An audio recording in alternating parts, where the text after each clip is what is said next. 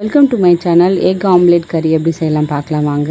ஒரு பவுலில் 2 முட்டையை உடச்சி ஊற்றிக்கோங்க. 1/4 டேபிள் ஸ்பூன் மஞ்சள்தூள், 1/4 டேபிள் ஸ்பூன் உப்பு சேர்த்துட்டு நல்லா மிக்ஸ் பண்ணிக்கோங்க. அடுப்பில் ஒரு தோசைக்கல் வச்சு நல்லா சூடானதுக்கப்புறமா 1 டேபிள் ஸ்பூன் எண்ணெய் விட்டுக்கோங்க. மிக்ஸ் பண்ணி வச்சுருக்கிற முட்டையை நல்லா தவாவில் நல்லா ஸ்ப்ரெட் பண்ணி விட்டுருங்க. முட்டை ஓவர் ரோஸ்ட் ஆக வேண்டாம், ஜஸ்ட்டு வெந்தால் மட்டும் போதும். பக்கம் வந்ததுக்கப்புறம் அது மறுபக்கம் திருப்பி போட்டுக்கோங்க.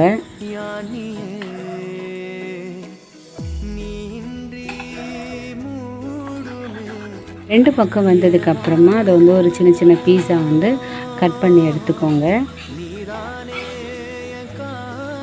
இந்த மாதிரி கட் பண்ணி எடுத்து ஒரு பிளேட்டில் எடுத்து வச்சுக்கலாம்.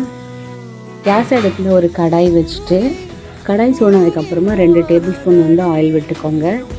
எண்ணெய் சூடானதுக்கப்புறம் 2 கிராம்பு, 2 சின்ன துண்டு பட்டை,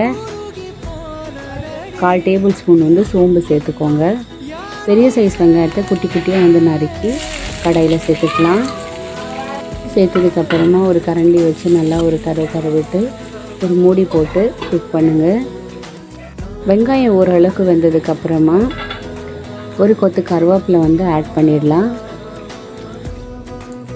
வெங்காயம் லைட் ப்ரௌன் கலர் ஆகிற வரைக்கும் வதக்கிக்கோங்க. 6 பல் பூண்டு, ஒரு துண்டு இஞ்சி, 2 பச்சை மிளகாய் இதில் நல்லா இடித்து சேர்த்துக்கோங்க.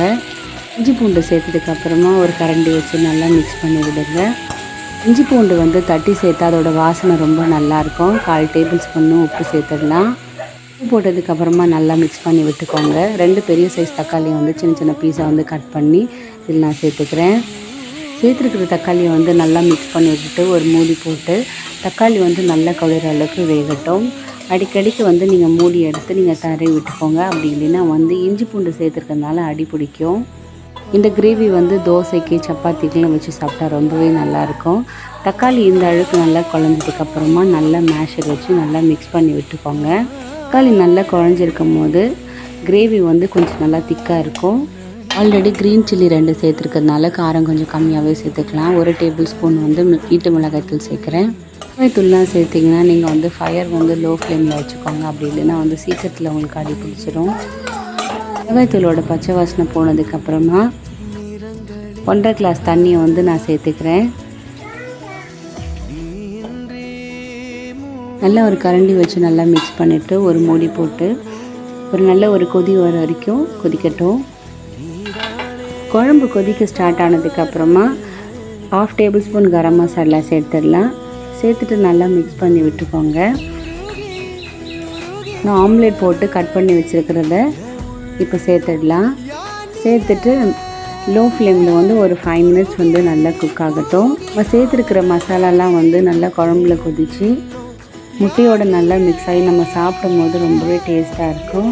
சேர்த்துருக்கிற தண்ணி நல்லா சுண்டி இந்த அளவுக்கு கெட்டியாக வந்தால் போதும். பக்கமாக சாப்பிட்ற முட்டை குழம்போட காரசாரமாக மசாலாலாம் சேர்த்து சாப்பிடும்போது டேஸ்ட் ரொம்ப நல்லாயிருக்கும். வழக்கமாக செய்கிற முட்டை குழம்போட இந்த மாதிரி நீங்கள் டிஃப்ரெண்ட்டாக செஞ்சு பாருங்கள். இதோட டேஸ்ட் சூப்பராக இருக்கும். எல்லாருக்கும் பிடிக்கும். இந்த வீடியோ பிடிச்சிருந்தால் லைக் பண்ணுங்கள், ஷேர் பண்ணுங்கள், சப்ஸ்கிரைப் பண்ணுங்கள்.